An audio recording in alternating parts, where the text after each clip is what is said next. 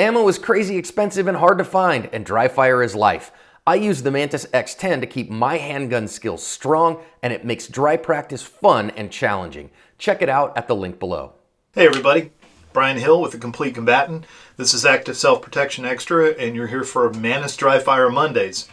We're going to work on a drill that I love and I'm not very good at. So why would I love a drill I'm not very good at? Because failure is the way that we improve ourselves, and the challenge of things that are difficult should be the thing that we're always seeking out. Things that I'm simply good at shouldn't be of much interest anymore unless there's some room for improvement. But things that I don't do well should be really engaging for me because it's an obstacle to overcome. As the Stoics say, the obstacle is the way. Many people on the videos say they don't want to try anything because they're afraid that they'll do something wrong. The nature of learning is to fail over and over, but you must learn from the failures. So simply need you to pay attention to your failures and correct them. If you don't know what you're doing, you have these videos, you have YouTube, be careful who you go to, but watch your sources. There are wonderful books out there, and you can simply set up a video like this and monitor how you're moving. It's not usually about more, it's about what we need to take away from what we're doing. We need less of it. All right, so that's how we create efficiency. This drill is called 4 aces in the competition circle. In tactical world, it's 2 reload 2. Okay? And it does something that's really important. Now, all of us are here probably because we have a great stake in personal protection. So let me say this very clearly. This is not a personal protection drill. This is not for self-defense. I don't need or want you guys to infer that I'm teaching you something that'll matter while you're shooting for self-defense. John Correa's videos have been very illuminating and educational about this, is that the reload for the armed citizen is almost non-existent. But we do like to shoot. All right? And many of the shooting drills, tests, qualifications, or competitions require us to be good at reloading. So we're going to use this reloading drill to improve our processing power. And processing means to be present the whole time you're doing something, to be in the moment. We say that a lot, but what it means is that I've developed certain skills. Like this one will have a draw, firing 2 shots, reload, firing 2 shots. Those are all skills that are independent. We've practiced parts of the skills, how to get our hands on the gun, how to build the draw, what speed the hand should come out, just the reload, just to touching the magazine into the mag well. But those are skills. Now we're moving into a drill. For me, it is the best drill for 4 rounds. Okay? I can't really think of anything that's much more complex, but it's also very hard. I use it in my Core 4 in class to test people because it shows me their level of automaticity. And that means that they have unconscious competence in the skills that they've developed. Therefore, they don't have to think about them to be good at it. Now, we're going to get comments about you should look downrange while you're reloading. Not for the armed citizen, because what did we just establish? It's not that important. If I decide to reload the gun, then the most important thing in the world is to reload it efficiently. Okay? If I decide that somebody's charging me and I need to fight, reloading the gun may not be the right option. It is contextually driven, so think about that and how it's going to work. But what we're doing is developing the self-image of competency, that I can manipulate all the administrative tasks of this gun and do it well in case that I need it for my context. All right, so let's look at the drill. You must balance tension and relaxation. When we're shooting the gun, we need to tense up the forearms and the whole body and really grip the gun with our posture. When we're reloading the gun, we need to relax so we can move our hands quickly. So we're going to have a balance between tension and relaxation. We need to shift our attention to whatever we're doing at the time. Many people in the world believe that human beings can multitask, and it's simply not true. We can do 2 or 3 tasks together. The problem is that each of the tasks lose proficiency. They're not very good. You don't do them very well. All right? That's why they don't want you texting, eating, and driving, because you're not very good at it. You may be able to do it, but the margin of error increases dramatically. So let's think about this. When I do something, I'm going to turn my attention to whatever I'm doing.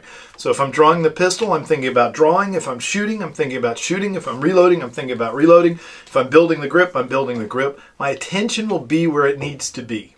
Okay? There are several ways to reload a pistol in the world. One is a slide lock. That means that you shot all the rounds out, it's locked back, and you need to reload it. That is not this drill. This is called a speed reload. Okay?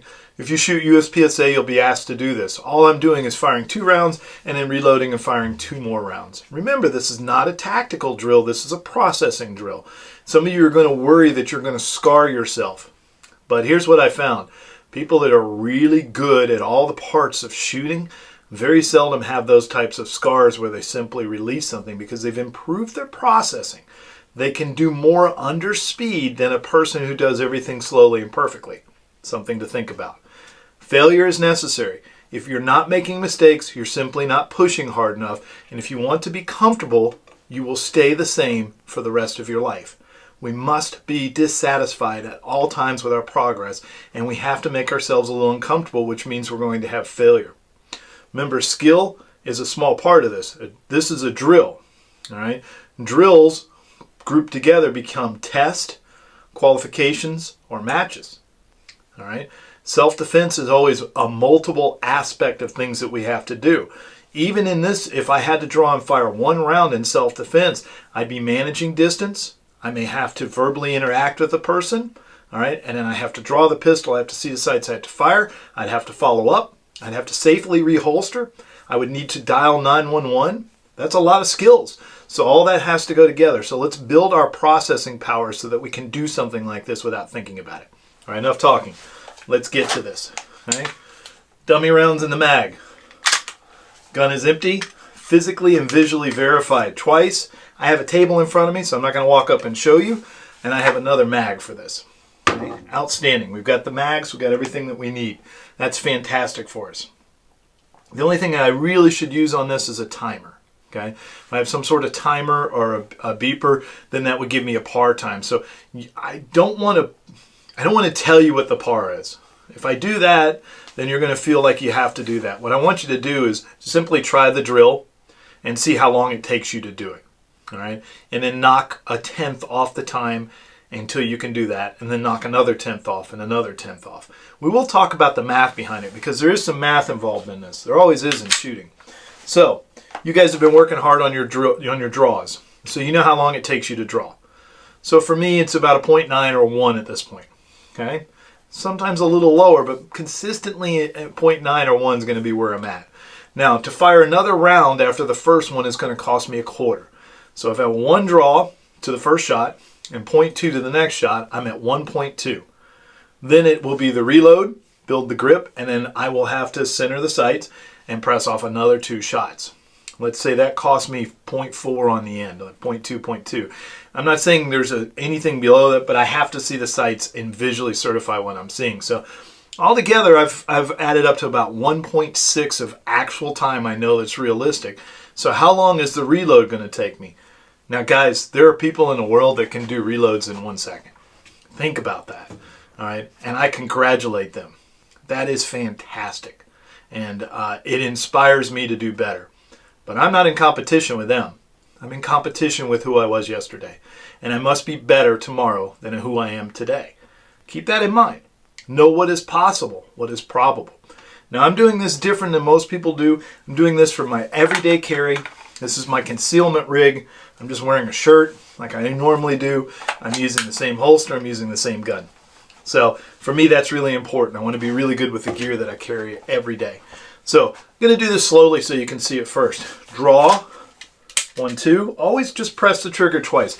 Now I'm going to keep my eyes up and look at the gun, and I'm going to keep it up here where I can see it. Then I'm simply going to release the magazine, and as it comes out, the other one's going to come in, and I'm going to rebuild the grip. Finger goes back to the trigger, and fire 2. Okay? Now I'm ready to work my way back to the holster. And remember, I put a table here because I found that if people have to bend over to pick up magazines, they don't do this drill a lot. So if you have a table or a couch or a bed that you can do this in front of, and you don't have to bend all the way over, it may help you do this drill a little more oftenly. Because remember, if you had to do 20 bend overs and get your magazines, it's going to cost you time and practice. I'd rather you just pick it up and be able to put it back where you need to go. All right, so if I'm doing this a little quicker, okay, now I'm in speed mode. I'm really trying to work on as quick as I can do this. Let's see what that looks like. Okay. Now, that one felt very quick. And there's a reason for that. There was a lot of failure in that. I missed the grab on the gun. I bobbled the reload a little bit. So I always felt like I was trying to catch up, which creates a sensation of speed. It doesn't mean it's necessarily fast. It means I think it's fast because I'm rushing through it. So I've learned something. Okay, let's make sure we get a good grip on the gun. And I'm going to visually program this. The words don't really matter, because if a picture's worth 1,000 words, and in a movie's worth a lot of pictures, we know thousands of pictures, what is a visualized experience worth? It is programming for the mind. It makes our processing better. So let's see what that looks like. All right, get everything set up.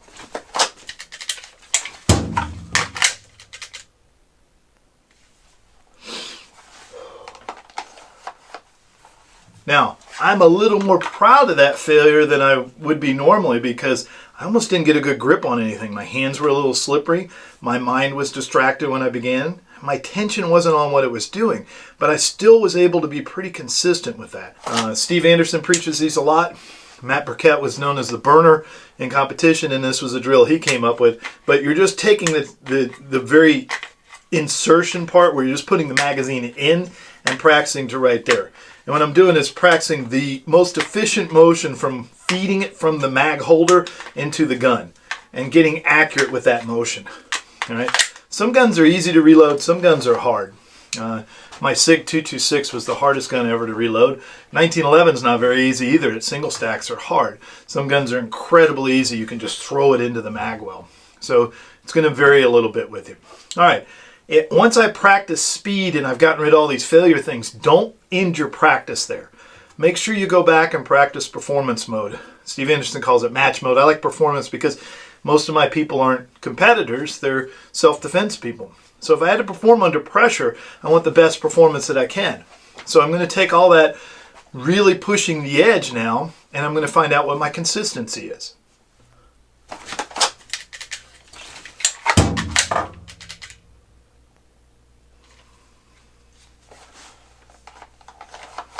So that was pretty well done.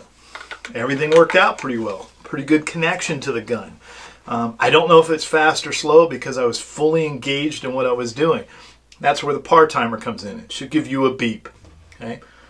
Work on this. Send me your times. I'm really interested to see what you get for your times. How long does it take you to reload? Remember, we're developing processing power and nothing else. Not a self-defense drill. And see if this helps you. The more you do this, the better you will shoot when you have to test for drills or take a test or shoot a qualification or shoot a match. A lot of us get caught up in the skills, and we believe if we micro drill the skills that it'll suddenly all come together. But processing or follow through is always what keeps everything working well. You must be the observer. You must pay attention to yourself as you do this, and you'll find that you really improve. Let's develop that consistency and develop that self-image that under pressure we can perform because our process is always present. Our attention is on what's important. Guys, thanks for tuning in. This is Active Self-Protection Extra. Please subscribe. Please hit the like button. Please leave a comment. That helps tremendously. Go over to the main channel, Active Self-Protection. Watch the videos there. Start developing your training program around what you see, and you'll make a big difference. Okay? Find something that challenges you. Okay? Don't shy away from that, and persist. Don't give up. Nobody gets this easily. You're not born with these skills. You must grow them. Remember, measure, refine, and perform. I'm Brian Hill, the Complete Combatant. Thank you so much. Get to work.